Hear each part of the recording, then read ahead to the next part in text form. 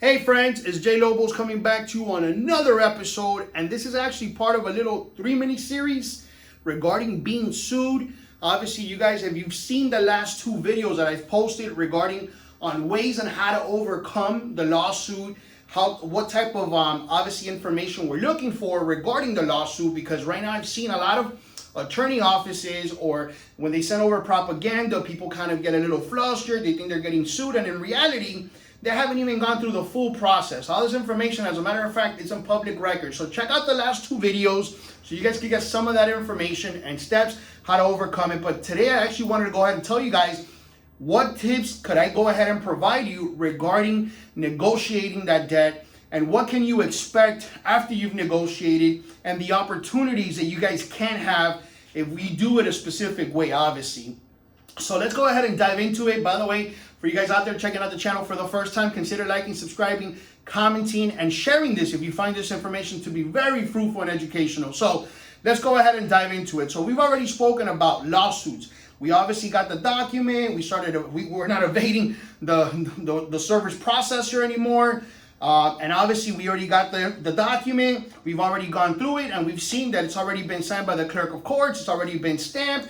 We got the date, and now we have to address this. So one of the best things that I like to do, or for my customers that I do for them, is that I like to negotiate the debt prior to us actually going to court. A lot of people tend to wait to get to court in order for them to go ahead and negotiate, or for them to get themselves into a payment plan. But I think by then, it's a little bit more, it could be a little bit more weary. You could be a little bit more stressed, because now it could be really intimidating. So I like to get on the phone right away and try to find out exactly where it's from.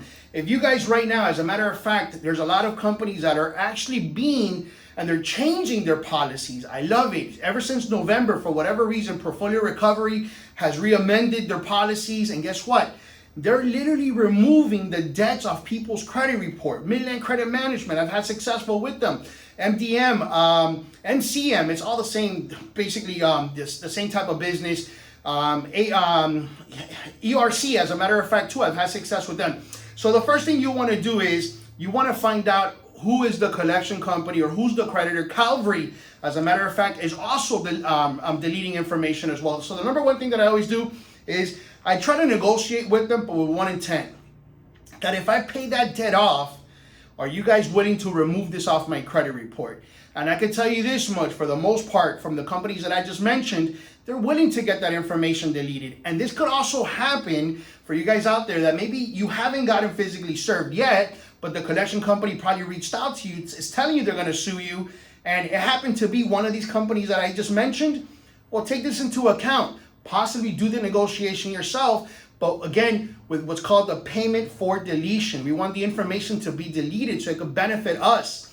You paying off a collection, you paying off a negative item, a derogatory, a charged off item from an original creditor will never remove, without the information being removed, it's still going to hinder your credit. So the number one thing I always encourage people to do is challenge it.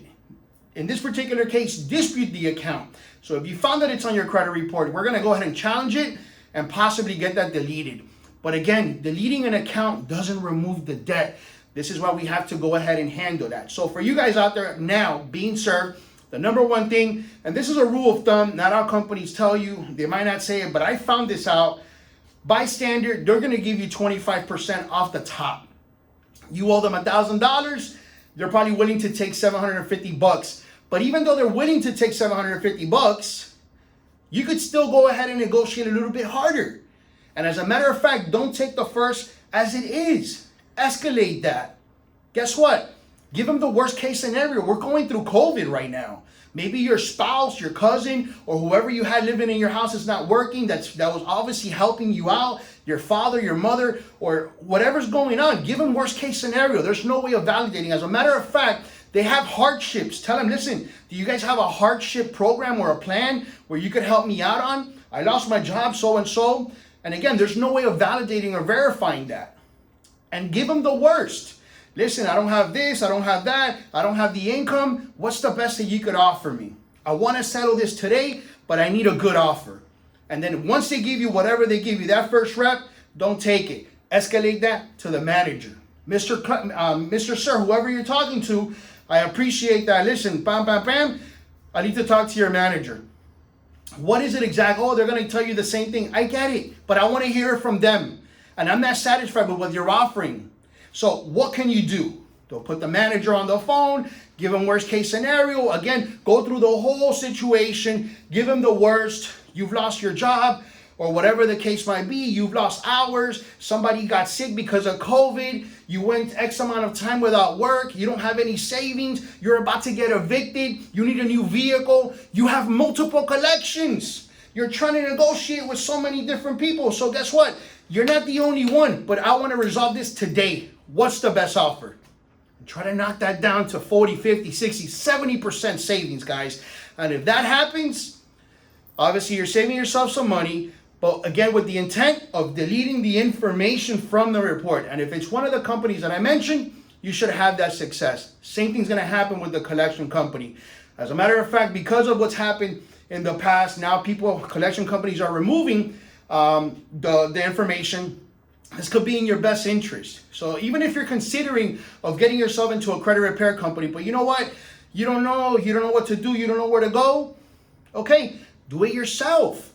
Do your due diligence. Again, everything under the Fair Credit Reporting Act must be verifiable, accurate, and complete. If it's not, it must be deleted and corrected, guys.